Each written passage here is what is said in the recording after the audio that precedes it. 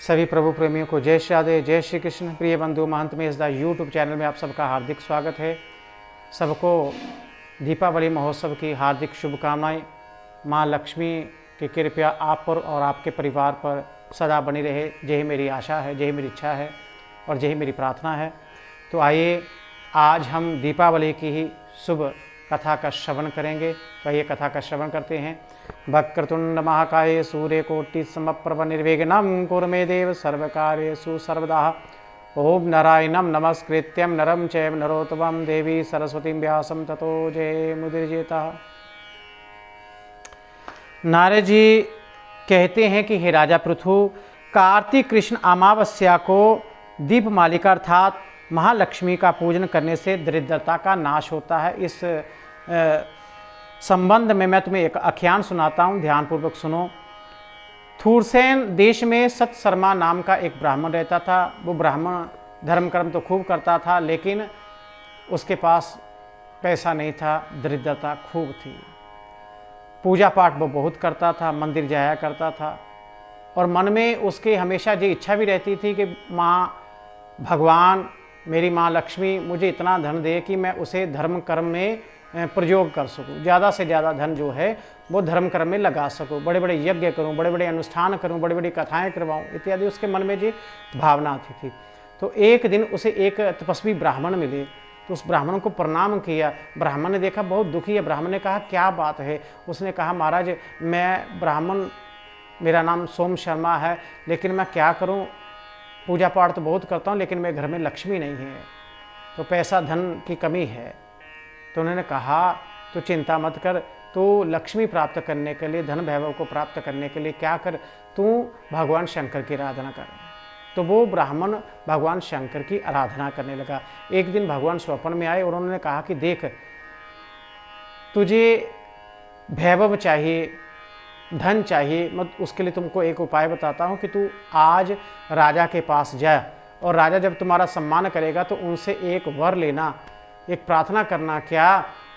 हे राजन, जिस दिन दीपावली हो उस दिन मेरे अलावा इस आपके राज्य में कोई और दीपमाला नहीं करेगा। राजा के पास गया वो ब्राह्मण, राजा से प्रार्थना की, राजा ने स्वीकार कर लिया और राजा ने दीपावली से एक दिन पहले अपने नगर में ढिंढोरा पिटवा दिया कि कल दीपावली है, कल कोई भी नागरिक हमारे नगर में ना घर को सजाएगा ना दीपमाला करेगा। तो उस ब्राह्मण ने अपने घर को खूब सजाया और दीपक जलाया।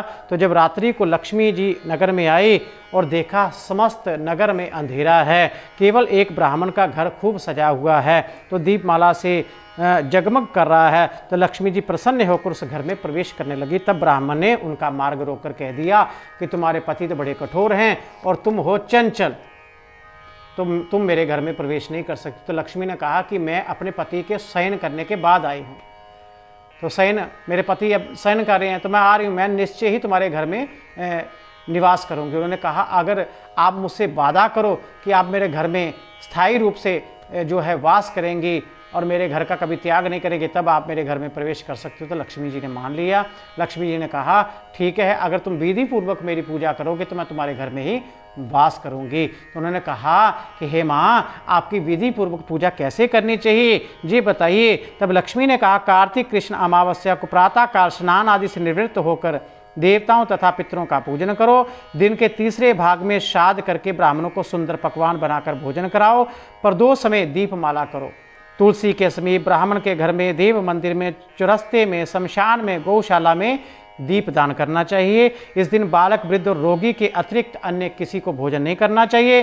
सायंकाल स्वस्ति वाचन पूर्वक करके गणेश जी व कुबेर जी और जो संकल्प है मेरी पूजा का वो कर लेना चाहिए। और सर्वप्रथम लक्ष्मी जी को आसन दे, फिर पादमर्घ, आचमन, स्नान, वस्त्र, धूप, देव नैवेद्य, जल, तांबूल और सुपारी, इन सब वस्तुओं को अर्पण करके नमस्कार करे, दीप जलावे। पूजन के बाद निवास स्थान पर रात्रि भर चौमुखा दीपक जलते रहने से घर में लक्ष्मी और सौभाग्य वृद्धि का प्रतीक होता है। इस रात्रि को मंत्र, जाप, पाठ आदि करने का विशेष पुण्यप्रद प्राप्त होता है। तो इस प्रकार कुबेर और लक्ष्मी जी का पूजन करके ब्राह्मणों को भोजन करावे। तत्पश्चात बंधु बांधवों सहित स्वयं भी भोजन करे। और सत्य शर्मा ने विधिवत इस प्रकार किया, जिसके उसके जहाँ काफ़ी धन धान्य हो गया। इसके बाद उसने अनेक यज्ञ भी किए और फिर सत्य शर्मा विरक्त होकर मथुरा चला गया और वहीं पर समाधिस्थ होकर विष्णु लोक को प्राप्त हुआ।